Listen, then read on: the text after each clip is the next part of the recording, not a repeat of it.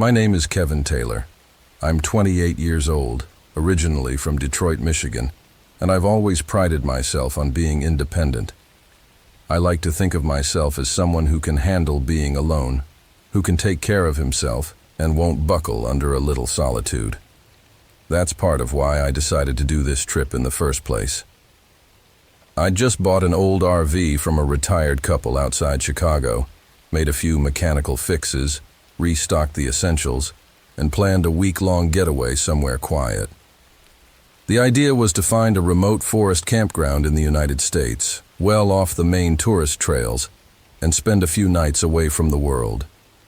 I ended up choosing a spot in a national forest out in the Pacific Northwest. I liked the sound of tall pines, mossy floors, and the cool hush of evening breezes. I pictured myself reading a book under the awning as the sun dipped down and the forest settled into silence. I wanted something different, something challenging, and I got exactly that, just not in the way I imagined. When I arrived at the small ranger station near the campground, I noticed that it was emptier than I expected. It was midweek in late September, so I guessed the summer crowds had long gone home. The older ranger behind the desk seemed surprised to see me. He was a quiet man, maybe in his 60s, with a sun-leathered face and eyes that watched me closely. After checking me in, he slid a map across the counter. There were 3 primary sites open, 2 near the trailheads and 1 deeper into the forest.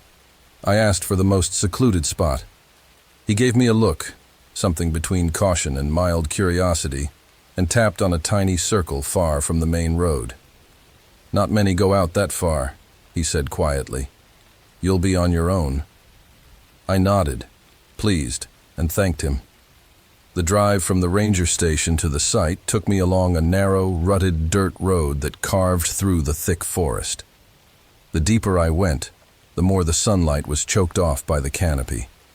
I finally reached a small clearing, barely large enough to park my RV and set up a small area to sit. No one around. No other vehicles, just the whisper of the wind in the pines and the occasional chirp of a bird. After leveling the RV and cutting the engine, I stepped outside to take in the silence. It was incredible. I could almost taste the freshness of the air. I set up my lawn chair, cracked open a can of beer, and tried to relax. But even in that first hour, I sensed something was off. It was subtle. Maybe just my nerves adjusting to being alone. But every time I scanned the trees, I felt like I was missing something, a shape or a movement that didn't belong. I told myself it was all in my head. After all, this was exactly what I'd wanted: solitude, peace. As dusk approached, I made a simple dinner on my small propane stove. By the time I finished eating, the forest was sinking into darkness. I turned on the small exterior light of the RV. It created a dim halo around the site. But beyond that ring, the forest remained a black wall. Every so often, I heard snapping twigs and rustling leaves. Could have been deer, a fox, maybe a raccoon. I tried to brush it off as normal woodland noise. Still, my mind drifted back to the ranger's warning tone. Why so serious? Probably just being cautious. People go missing in national forests, yes, but usually when they're unprepared hikers wandering off trail. I had an RV. I wasn't going anywhere. Before turning in, I double-checked all the doors, made sure my RV was locked. I climbed into my bed, the RV's interior light off, just a small reading lamp illuminating the cramped space. But sleep didn't come easily. Around midnight, I heard what sounded like footsteps. Not the random scamper of an animal, but distinct human-like steps, slow and deliberate, passing near my campsite. I froze, barely daring to breathe. The steps approached the perimeter of my clearing and then paused. I strained my ears, heart pounding. Maybe another camper had wandered too far, but it didn't make sense. No cars, no lights, and why so quiet? After a long, tense minute, the steps continued, fading into the distance. I convinced myself it must have been my imagination. Eventually, I slipped into a fitful sleep. In the morning, I woke up early. The quiet was serene again, sunlight filtering through the trees. I almost laughed at myself for being spooked. But when I stepped outside, I noticed footprints in the soft dirt to the side of the RV. They weren't mine. I could see my own boot prints leading from the driver's side to the camp chair, and these new ones were different, barefoot and slightly smaller than mine. I stared at them, my heart sinking. What kind of person walks around in the dark, barefoot in the middle of the forest? I told myself it could be an old imprint, maybe from a previous camper, though the ground felt damp and these prints looked fresh. Trying not to panic, I decided to go about my day. I brewed coffee, ate a granola bar, and spent the late morning reading outside. The sun made me feel safer, more rational. The forest was beautiful, green needles, thick trunks, and a gentle breeze. Around noon, I hiked a short trail nearby, taking my bear spray just in case. On the way back, I caught a glimpse of something pale between the trees. I stopped, heart in my throat, and peered through the branches. Nothing moved. Just a trick of the light, I told myself. Back at the RV, I decided to keep all my valuables locked up. My instincts told me not to stay another night. Something was off. But I'd driven all this way, and I didn't want to give in to paranoia so easily. Still, I resolved to leave the following morning. One more night, and I'd be gone. I spent the afternoon trying to relax, reading and writing in my journal. As evening fell, I grilled a piece of chicken outside. I felt the weight of the darkness even before it fully arrived. I cleaned up, then locked myself inside the RV. Just as I was settling into the small couch to read, I heard a thump, a distinct, hollow knock on the side of my RV. I jumped to my feet, heart in my mouth. Was that a branch falling? The RV was parked clear of any branches that could strike it. Another knock. Carefully, I turned off all interior lights and moved to the small window. It was nearly pitch black outside. I flipped on the exterior light, but it only illuminated a few yards. I saw no one. Minutes crawled by. No more sounds. Eventually, I turned the lamp back on and tried to calm down. Maybe the wind tossed a pine cone or something. But I knew the difference between a soft tap and a deliberate knock. Still, I told myself to wait it out.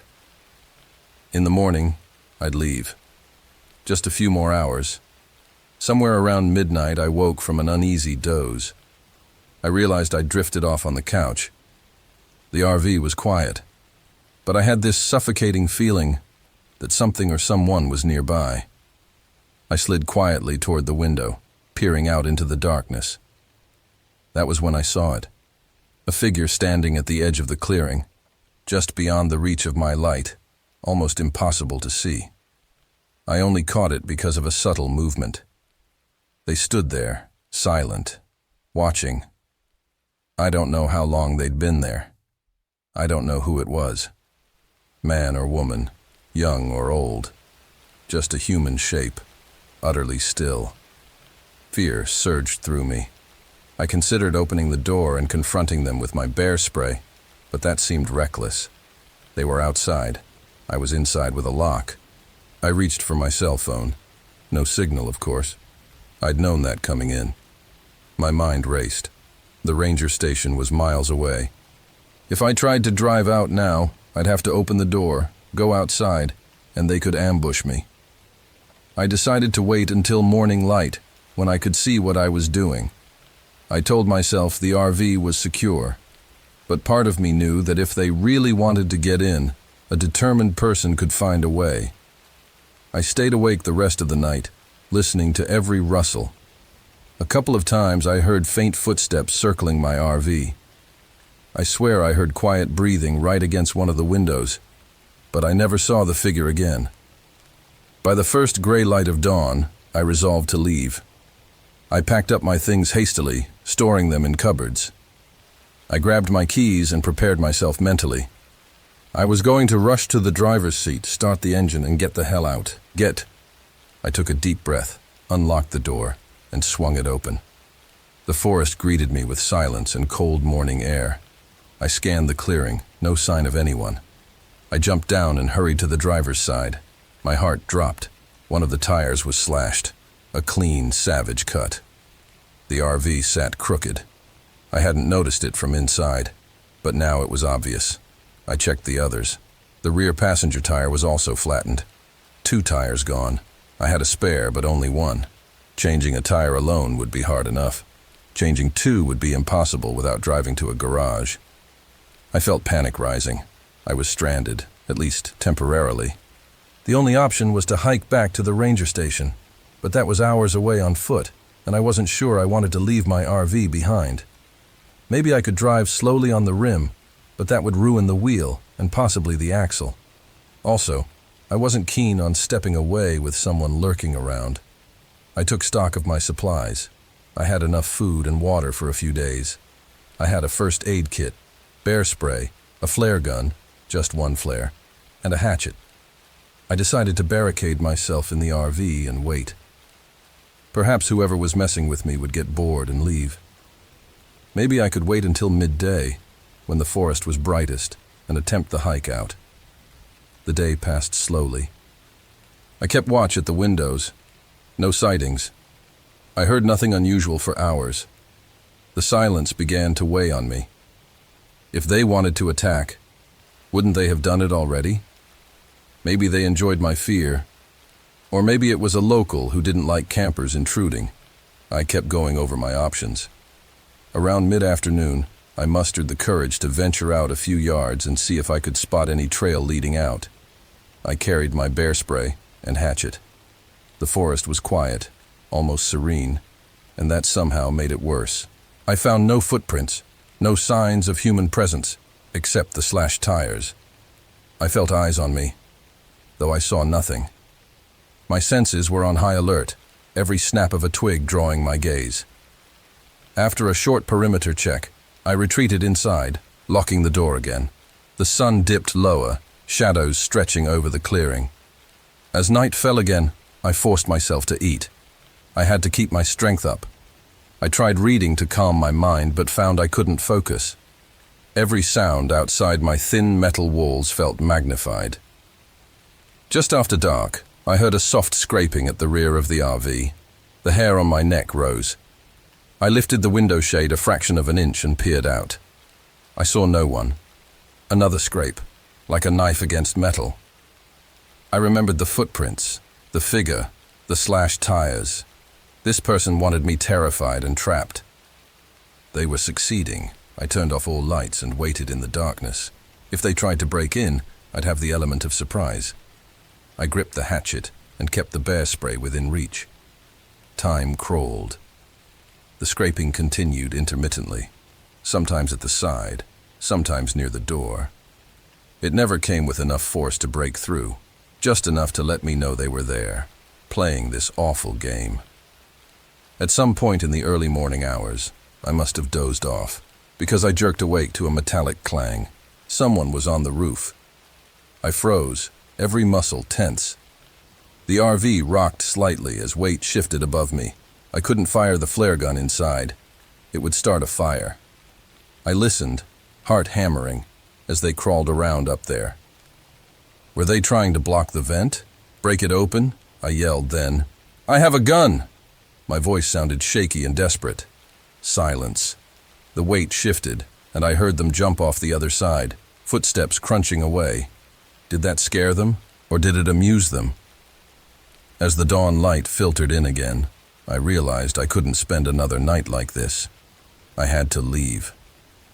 I gathered my backpack, filled it with essentials, water, some food, the first aid kit, and my bear spray. I tucked the flare gun into my waistband. I'd try to make it back to the ranger station. If I followed the dirt road, it would be a long walk, but at least it was straightforward. I waited until the sun was well up. Then I quietly opened the door, stepped outside, and locked it behind me. I knew leaving the RV unprotected might mean losing it, but my life mattered more. I started walking down the forest road, heart pounding with every step. The silence was intense. It felt like the whole forest was watching me. After about an hour, I rounded a bend and saw something that stopped me cold, my RV's spare tire lying in the middle of the road. I hadn't left it there. Someone had taken it from the RV's storage compartment and placed it here, as if to mock me. I pushed on, gripping my bear spray. Another hour passed, and I kept looking over my shoulder. The road twisted through the trees, no sign of the ranger station yet. Suddenly, I saw movement in the distance. I ducked behind a tree and peered out. Far ahead, partially hidden behind foliage, stood the figure. Barefoot, wearing some kind of light, dirt-stained clothing. I couldn't see their face clearly, but the posture was unmistakably human. They stood motionless, blocking the path. I had to decide, confront them or try to slip away into the forest. If I left the road, I might get lost. If I confronted them, what would I do? Ask for mercy. The thought was absurd. My heart hammered. I raised my flare gun, aimed in their general direction, and fired. The bright red flare shot up, whistling, bursting with harsh light. It momentarily illuminated the forest, and in that glare, I saw them flinch, turn, and run. They didn't look like a monster, just a person, thin, with tangled hair.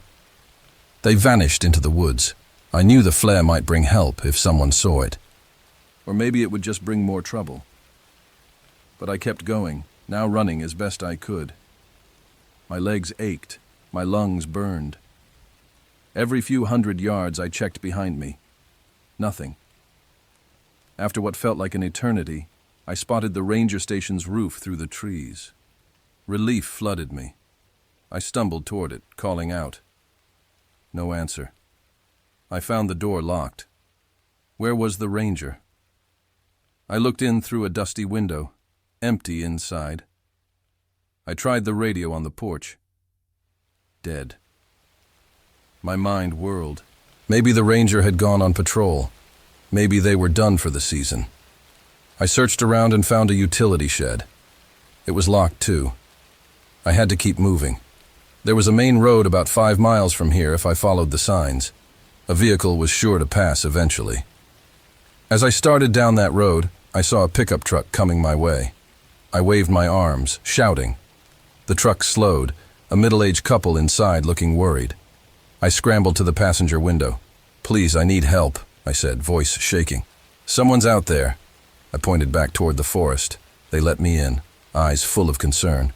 As we drove off, I caught one last glimpse of the dark tree line. I didn't see anyone lurking, but I felt their presence. I wondered who it was, what they wanted. To scare me? To harm me? Why? I never did get those answers. The authorities later searched my campsite. They found my RV as I left it, except someone had scrawled a crude symbol into the metal siding. They never identified a suspect. No missing persons fit the description I gave. Some said it was a local hermit. Others suggested a drifter passing through. The ranger station's absence remained a mystery. Maybe the ranger was out on a call, or maybe he just didn't stick around once the season ended. I never heard from him again. To this day, I can't sleep well without secure locks and a neighbor close by. I was forced to confront the reality that true terror doesn't need ghosts or monsters. It can be just a person, silent and persistent, lurking at the edge of the light, waiting for the perfect moment to remind you how vulnerable you really are when you're alone in the woods.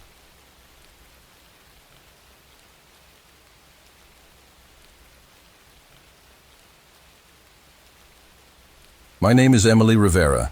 I'm 32 years old, hailing from Austin, Texas. I've always been drawn to the solitude that nature offers, a stark contrast to the bustling city life I've grown accustomed to. After years of working long hours as a graphic designer, I decided it was time to disconnect, to find some peace. So, I booked a solo RV camping trip to the heart of the Smoky Mountains in Tennessee, a place renowned for its dense forests and breathtaking vistas. I craved the silence, the opportunity to reflect, and the chance to breathe fresh mountain air without the constant hum of traffic and city noise. The RV I rented was a modest model, perfect for a solo traveler like me. It was equipped with all the essentials: bed, kitchenette, storage compartments, and even a small bathroom. I meticulously planned my route, opting for a secluded campground recommended by a friend who had visited the area last summer. According to him, it was off the beaten path, nestled deep within the forest, far from the nearest town. On a crisp October morning, I set off from Austin, the city skyline fading in my rearview mirror as I drove towards my destination. The journey was smooth, the roads winding through rolling hills and dense woodlands. As I crossed into Tennessee, the scenery transformed. Towering pines replaced the open plains, and the air grew cooler, tinged with the earthy scent of pine needles and damp soil.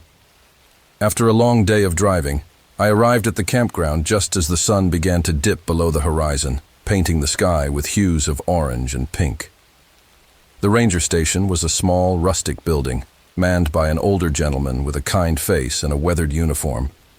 He greeted me warmly, his eyes reflecting years of experience in these woods. "You've picked a great spot, Emily," he said, handing me a map of the area. "Just remember, the trails can be tricky, and it's easy to get lost if you're not careful. Make sure to let someone know if you're planning to go hiking." I nodded, appreciating his advice. "I'll make sure to stay on the paths and keep my phone charged." He handed me a key to my designated campsite, a secluded area surrounded by thick trees and distant hills. "You'll have your own little piece of paradise. Just be mindful of the wildlife and enjoy your stay." As darkness enveloped the forest, I settled into the RV, setting up my sleeping area and organizing my supplies. The sounds of the night were soothing, crickets chirping, leaves rustling in the breeze, and the occasional hoot of an owl. I felt a sense of calm wash over me, a welcome respite from the constant demands of city life. The next morning dawned bright and clear. I woke up refreshed, eager to explore the surrounding area. After a hearty breakfast of scrambled eggs and coffee, I decided to take a hike along one of the nearby trails. Equipped with a map, some water, and a light jacket, I set off, the forest alive with the sounds of birds and the rustle of small animals in the underbrush. The trail was beautiful, winding through dense stands of pine and oak, with sunlight filtering through the canopy above.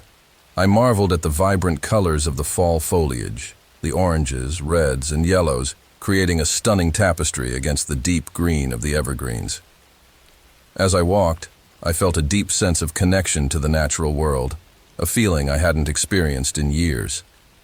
After a couple of hours, I reached a clearing with a small, picturesque lake. The water was still, reflecting the surrounding trees and sky like a mirror. I sat down on a nearby rock, taking in the serene beauty of the place. It was moments like these that made the solitude worthwhile. As the afternoon sun began to wane, I decided to head back to the RV. The trail was well marked, but the shadows were growing longer, and the forest seemed to close in around me. I quickened my pace, eager to return before dark. But as I navigated a particularly dense section of the trail, I realized I might have taken a wrong turn. The map didn't clearly mark the intersection I was at, and the path seemed less traveled. I stopped, trying to retrace my steps, but everything looked the same. Towering pines, thick underbrush, and the dappled sunlight casting eerie shadows. A sense of unease settled over me. I checked my phone for signal, but there was nothing. Just the vast expanse of trees surrounding me, indifferent to my presence. Panic began to creep in as I realized I was lost. I took a deep breath, trying to calm myself. There had to be a way back, some landmark I could use to navigate. I decided to backtrack, carefully following the trail markers, but the forest seemed to twist and turn, leading me in circles. My heart raced as the shadows grew longer, and the sounds of the forest took on a more sinister tone, the snapping of twigs under unseen feet, the distant howl of a coyote, and the rustle of leaves that suggested something, or someone, was watching me. I reached for my phone again, hoping for a signal, but it remained silent. Desperation set in as dusk approached. The temperature dropped, and the forest grew colder, the light fading quickly. I needed to find shelter, or at least a safe place to wait until morning. I remembered passing a fallen log earlier, now covered in moss.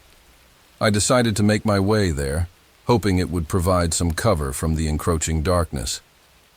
As I approached the log, I heard it, a soft, almost imperceptible crunching sound, like footsteps on dry leaves. My heart pounded in my chest as I froze, listening intently. The sound grew louder, closer. I strained my eyes, trying to see through the dimming light, but all I could make out were shadows dancing among the trees. "Hello?" I called out, my voice trembling.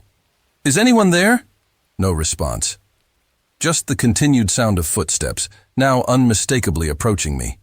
I took a step back, my mind racing for a rational explanation. Maybe a fellow hiker, lost like me? But why the strange, cautious movements? The footsteps stopped, and a silence settled over the forest. I held my breath, every nerve on edge. Then, out of the corner of my eye, I saw movement, a figure emerging from the shadows. It was a man, his face obscured by a hooded jacket, moving deliberately towards me. I backed away slowly, trying to keep my composure. "I'm just lost," I said, my voice barely above a whisper. "I need help." The man didn't respond. He continued to approach, his steps measured and unhurried. I took another step back, my mind scrambling for a way to escape. The forest seemed to close in around me, the trees towering like silent sentinels. I turned to run, breaking into a desperate sprint through the underbrush. Branches whipped against my face, and roots threatened to trip me with every step. I could hear the man behind me, his footsteps keeping pace, relentless and unyielding. Panic surged through me as I realized I couldn't outpace him in this dense forest. I stumbled, falling to the ground, and looked up to see the man standing over me, his presence imposing and unnerving. I scrambled to my feet, backing away, but he reached out, his hand gripping my arm tightly. Fear paralyzed me as I struggled to free myself, but his grip was firm, unrelenting. "Let me go," I managed to choke out, my voice shaking with terror. He didn't respond. Instead, he pulled back, releasing me abruptly. I stood there, trembling, as he turned and vanished back into the shadows, leaving me alone once more. My heart raced, and I knew I had to find my way back before night fully descended. I pressed on, my legs moving on pure adrenaline, pushing through the dense forest. The sounds of the night grew louder, the hoot of an owl, the distant howl of a wolf, and the ever-present rustle of leaves that made me feel like I was being watched. Every crack of a twig underfoot made me jump, convinced it was the man from earlier stalking me through the woods. Hours seemed to pass as I wandered aimlessly, the darkness now complete, swallowing the last remnants of daylight. My RV was miles behind me, inaccessible, and I had no choice but to keep moving forward, guided only by the faint light of the moon filtering through the canopy. Exhaustion set in, my body aching from the relentless trek, but I couldn't afford to stop. The fear of encountering the man again, or worse, getting lost forever, kept me pushing forward. Just when I thought I couldn't go on any longer, I spotted a faint glow in the distance. Hope surged within me as I realized it might be the campground or a trail marker leading back. I quickened my pace, the light growing brighter as I approached.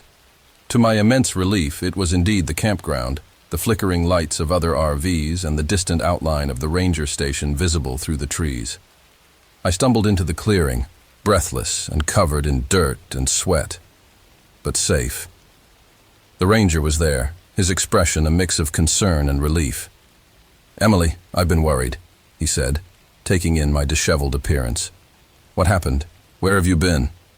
I collapsed into a nearby chair, recounting my ordeal, the lost trail, the mysterious man, and the fear that had gripped me. He listened attentively, nodding thoughtfully. "You're lucky to be safe," he said once I finished.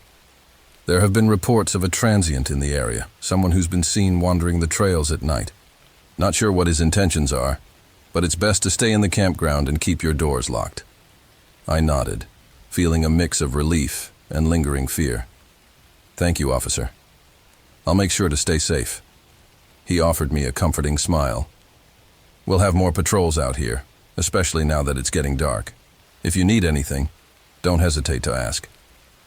That night, I stayed inside the RV, keeping the doors and windows locked, the sounds of the forest now a constant reminder of the events of the day.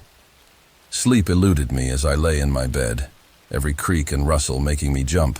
The fear was still palpable, a lingering shadow that refused to lift. The next morning dawned bright and clear, the forest bathed in sunlight once more. The fear of the previous night had lessened, replaced by a cautious vigilance. I decided to stay an extra day at the campground, feeling a strange sense of comfort in the presence of others, the shared knowledge that I wasn't entirely alone. Over the next day, I kept to the well-traveled paths, avoiding the deeper, darker sections of the forest. The incident weighed heavily on me, making me acutely aware of the fragile boundary between peace and fear. As evening approached, I prepared a simple meal and sat outside my RV, enjoying the warmth of the fading sun. As darkness fell, I heard it, the soft crunching of footsteps approaching my campsite. My heart skipped a beat as I turned to see a figure emerge from the shadows. It was the same man from the previous night, his face still obscured by the hood of his jacket. Panic surged through me as he moved deliberately towards me, his eyes fixed on mine. I stood up slowly, trying to appear calm despite the terror coursing through me. "Can I help you?" I asked, my voice steady but my hands trembling. He stopped a few feet away, his silence unnerving. I could see now that his face was gaunt, his eyes hollow and haunted. There was something almost sorrowful in his gaze, a depth of pain that contrasted sharply with the fear he had instilled in me. "I'm sorry," he said finally, his voice raspy and strained. "I didn't mean to scare you. I needed help." My fear gave way to confusion. "Help? What do you need help with?" He looked down, his shoulders slumping. "I've been wandering these woods for days, lost my way, haven't eaten properly, just trying to survive." I hesitated, memories of my own fear still fresh in my mind. But seeing the desperation in his eyes, I felt a pang of sympathy. "Come with me. I can share some of my supplies." He hesitated for a moment before nodding, stepping closer. I unlocked the door and gestured for him to enter. He accepted my offer, sitting down across from me as I handed him some water and a granola bar. "Thank you," he whispered, his voice barely audible. We sat in silence for a while, the tension slowly dissipating as I realized he was just another lost soul, much like myself, caught in the vastness of the forest. As we talked, I learned that his name was Daniel, a former mechanic who had fallen on hard times and decided to seek solitude in the wilderness. But things hadn't gone as planned, and he had become trapped, unable to find his way back. We spent the rest of the evening sharing stories, the initial fear replaced by a tentative camaraderie. Daniel shared his knowledge of the trails and survival tips, while I offered advice on navigation and safety. Together, we formed a plan to find our way back to the campground at first light, pooling our resources and combining our skills. The next morning, with the sun shining brightly, we set off together, following the map and Daniel's understanding of the terrain. The forest seemed less intimidating with someone else by my side, the shared goal providing a sense of purpose and hope. We moved quickly, the bond between us growing stronger with each step. As we neared the trailhead, we heard voices in the distance, the sound of other campers and park rangers. Relief washed over me as we approached the familiar clearing of the campground. The rangers greeted us warmly, offering assistance and a safe place to rest. In the days that followed, Daniel and I grew closer, our shared experience forging a deep friendship. We often talked about the fragility of life and the unexpected turns it can take. The forest, once a place of fear and solitude, became a sanctuary where we found strength in each other's company. Eventually, it was time for me to leave, to return to my life in Austin with a newfound appreciation for both nature and human connection. As I drove away from the campground, I glanced in the rearview mirror, seeing Daniel waving goodbye from his RV. The memories of fear and uncertainty had transformed into gratitude and resilience. To this day, I carry the lessons learned from that trip.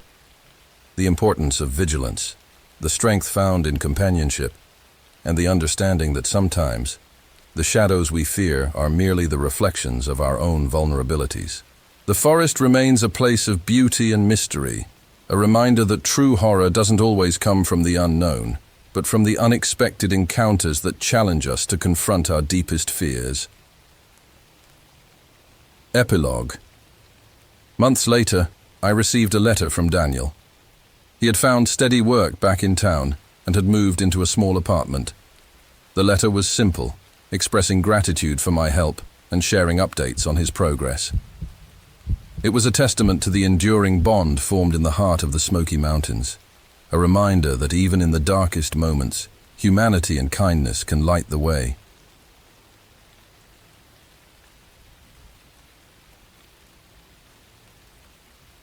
My name is Sarah Mitchell. I'm 34 years old, originally from Portland, Oregon. After years of climbing the corporate ladder in a bustling tech firm, I decided it was time to take a break and reconnect with nature. Solo RV camping seemed like the perfect escape, a chance to unwind, reflect, and enjoy the solitude of the great outdoors. I had always been fascinated by the vast, untamed forests of the Appalachian Mountains, so I chose a secluded campground deep within the Pisgah National Forest in North Carolina. The RV was a used model I found online, a bit older, but fully functional. I spent the weekends preparing, stocking it with essentials, food, water, a first aid kit, warm clothing, and a few books to keep me company during the quiet evenings. My plan was to stay for a week, exploring the trails and enjoying the peace that only nature can provide. I arrived at the campground on a crisp October afternoon. The air was cool, carrying the earthy scent of fallen leaves and pine. The ranger at the entrance, a middle-aged man with a kind demeanor, checked my reservation and handed me a map of the area. "Welcome to Pisgah," he said with a smile. "You've picked a beautiful spot. Just remember, the trails can be tricky this time of year. Keep your phone charged, and don't hesitate to reach out if you need anything." I thanked him and drove down a narrow, winding road, flanked by towering trees. The deeper I went, the more the noise of the outside world faded away, replaced by the soothing sounds of rustling leaves and distant bird calls. I found my designated spot, a small clearing surrounded by thick forest on all sides, perfect for solitude. After setting up the RV, I settled into my temporary home. The interior was cozy, with enough space to move around comfortably. I spent the evening preparing a simple meal, enjoying the simplicity of cooking in the wild. As night fell, I sat outside on the small deck, wrapped in a blanket, gazing up at the star-studded sky. The silence was profound, broken only by the occasional hoot of an owl or the distant call of a nightingale. Sleep came easily, lulled by the tranquility. But around midnight, I was awakened by a faint noise, a soft, rhythmic tapping sound coming from the forest. At first, I dismissed it as a branch swaying in the wind, but the sound persisted, growing slightly louder and more deliberate. Curiosity piqued. I got up and stepped onto the deck, shining my flashlight into the darkness. There, near the edge of the clearing, I saw a shadow moving between the trees. My heart raced. Was it another camper? I didn't think there were many visitors this late in the season. I called out softly, "Hello? Is someone there?" No response. The tapping continued, now accompanied by what sounded like low, unintelligible whispers. My mind raced with possibilities. Maybe a lost hiker, or perhaps an animal rummaging through my supplies. I tried to rationalize it, telling myself it was nothing, but the unease lingered. I returned to bed, pulling the blanket tightly around me, but sleep was elusive. Every little sound seemed amplified in the stillness of the night. Around 2 a.m, the tapping stopped, replaced by an eerie silence. I lay there, eyes wide open, listening for any sign of movement. By dawn, the noises had ceased, and the forest was bathed in soft morning light. I tried to shake off the unease, attributing the night sounds to my imagination. I prepared for the day, planning a hike to explore one of the nearby trails that promised stunning views of the surrounding mountains. After a hearty breakfast, I set out with my backpack, following the well-marked path that wound through dense underbrush and over babbling brooks. The trail was beautiful, the foliage painted in vibrant autumn colors. Birds chirped melodiously, and the air was crisp and invigorating. A few hours into my hike, I decided to take a short break by a serene lake nestled in a secluded glade. As I sat on a large rock, enjoying the peaceful scenery, I noticed something peculiar, a set of footprints leading away from the water's edge. They were fresh, clearly made not long ago, but there was no sign of any other person around. Puzzled, I followed the trail, curious about its origin. The footprints led deeper into the forest, away from the main trail and towards an area where the trees grew denser. As I ventured further, the sunlight dimmed, and the sounds of the forest became quieter, almost hushed. An unsettling feeling settled over me, but I pressed on, driven by a mix of curiosity and concern. After about 30 minutes of walking, I stumbled upon a small, makeshift campsite. There was an old, weathered tent, a smoldering fire pit, and some scattered belongings, a sleeping bag, a flashlight, and a water bottle. It looked recently abandoned. My heart raced. Who had been here? And why had they left in such a hurry? I approached cautiously, scanning the area for any signs of the person. Nothing. The campsite was eerily quiet, the only movement coming from the flickering flames of the fire pit, now reduced to glowing embers. I wondered if the person had been forced to leave suddenly, perhaps by a wild animal or an unexpected storm. As I turned to leave, a soft rustling sound caught my attention. I froze, listening intently. The sound was coming from the thick foliage nearby, too heavy to be just leaves. My mind raced with thoughts of wildlife, but something felt off. I slowly backed away, deciding it was best to return to the main trail and head back to my RV. The return hike was tense. Every snap of a twig or rustle of leaves made me jump. I couldn't shake the feeling that I was being watched, that someone or something was following me. I quickened my pace, eager to reach the safety of my campsite. When I finally emerged from the forest path and saw my RV in the clearing, relief washed over me. I hastily unpacked my gear, double-checking the locks on the doors before settling down for the night. But the earlier fear lingered, making it difficult to relax. That night, the tapping returned, even more persistent than before. It seemed to be coming from all around the RV, the sound echoing through the trees. I grabbed my flashlight and stepped outside, determined to confront whatever was causing the noise.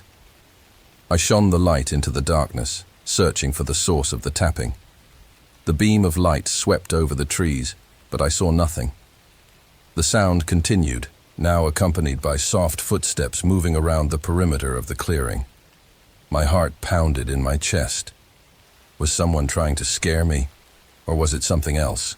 I decided to call out again, louder this time. "Who's there? Show yourself!" Silence followed my call, but the tapping didn't stop. Instead, it became more frantic, as if whatever was making the noise was agitated.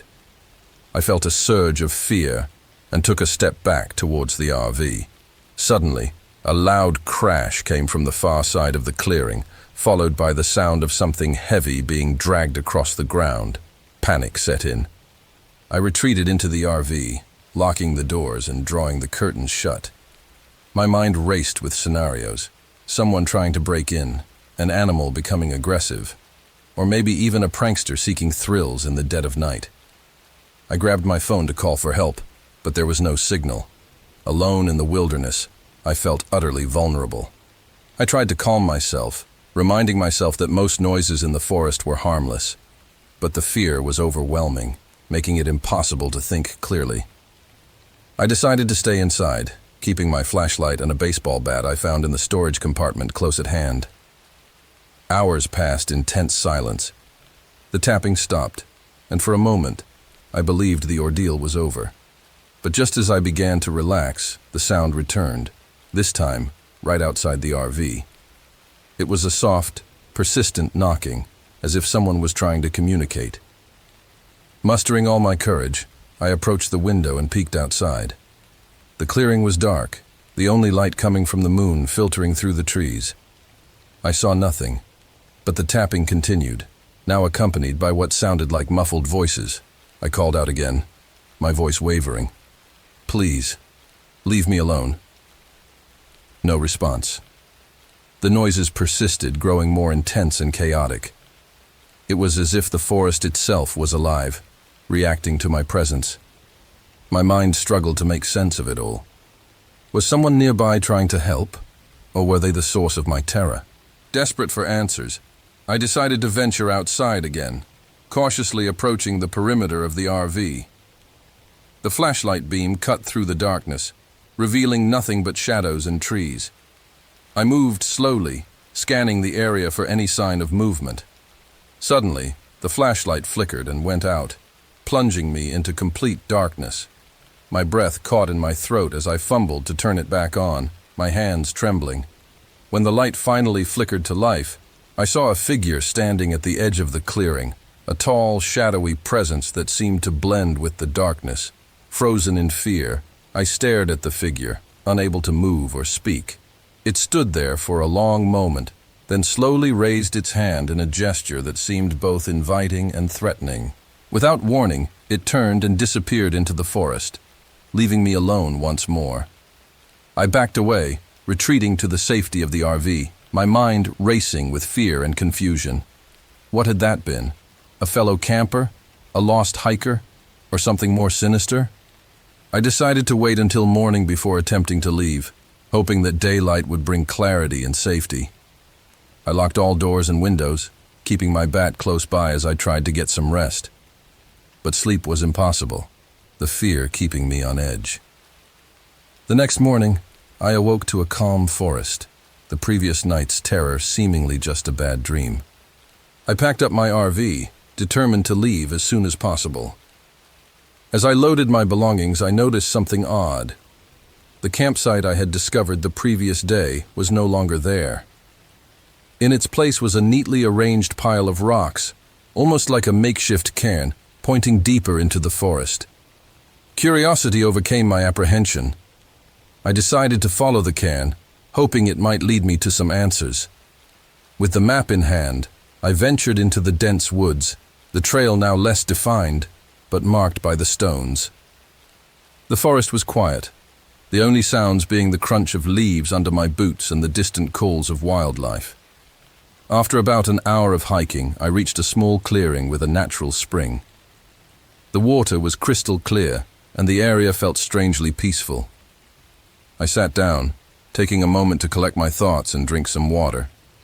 That's when I noticed something glimmering near the edge of the spring, a small metallic object partially buried in the soil. I approached and carefully unearthed it, revealing a silver locket. Intrigued, I opened it to find a faded photograph of a young woman and a handwritten note on the inside. The note read, "If you find this, I'm sorry I couldn't stay longer. Please don't be afraid." A chill ran down my spine. Who had left this? Was it connected to the strange events at my campsite? My mind raced with possibilities, but no answers came to mind. I decided to keep the locket, hoping it might hold some significance. As I prepared to leave the clearing, I heard a soft rustling behind me. I turned slowly, shining my flashlight in the direction of the sound. There was nothing, just the dense forest stretching out in all directions. I shrugged it off, convincing myself it was nothing. I continued following the cairn, moving deeper into the forest. The trail became more challenging, with roots and rocks jutting out from the ground. My phone still had no signal, and the map was proving difficult to navigate without clear landmarks. After another hour of hiking, I reached a small, abandoned cabin hidden among the trees. It looked old and neglected, with broken windows and a door hanging slightly ajar. My heart pounded as I approached, wondering if this was where the mysterious figure had been. I pushed the door open, the hinges creaking loudly in the stillness. Inside, the cabin was dimly lit by the morning sun filtering through the gaps in the wood. Dust particles floated in the air, and the scent of mildew filled my nostrils. I stepped inside, my flashlight sweeping the room. There was nothing out of the ordinary, just old furniture covered in sheets, a fireplace with cold ashes, and a wooden table cluttered with remnants of past occupants. But on the wall, I noticed something, a series of photographs pinned up, depicting the same young woman from the locket, smiling and posing in various natural settings. A sense of unease settled over me. Who was she? Why was she here? And what had happened to her? As I examined the photographs, I heard a faint noise behind me. I spun around, flashlight beam darting through the room, but saw nothing.